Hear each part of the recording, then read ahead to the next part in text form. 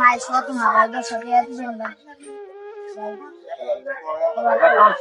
মায়ের সত মা ভাই 10 টাকা দিবা ভাই। কি হয়েছে তোমার মায়ের? এদিকে এসো। আমার মায়ের সত মা হুম। আমি বড় চাই নাই করে টাকা দিলে আমি করে চাল কিনে বাইকে নিয়ে যেতে পারতাম। তোমার ঘরে সৎ মা, হ্যাঁ এই জন্য মানুষের কাছে টাকা যাচ্ছ? হ্যাঁ মায়ের চাই না আনলে মারে। মায়ে চাউল না নিলে মারে মারে? হ্যাঁ সত্য না মিছাই? সত্যি। সত্যি।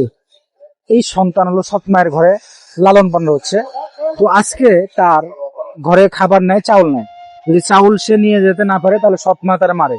আসলে সব ক্ষেত্রে কিন্তু সৎ মা আপন হয় না। আমরা যতই বলি যে সৎ মা আপন, কিন্তু আপন হয় না। ভাই সৎ মা কি আপন হয়? না। খুব কষ্ট হয় তোমার না? মানে এই যে আজকে যদি চাউল না নিয়ে যেতে পারো তাহলে তোমার মারবে। মারবে? তো কান্দে দিছো? কান্দে না ভাই। তাহলে তোমার চাউল কিন্তু কয় টাকা লাগবে? কয় টাকা লাগবে?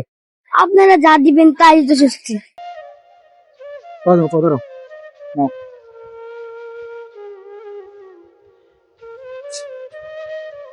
খুশি? হ্যাঁ, কাশি দাও তো। আসো। আসসালামু আলাইকুম।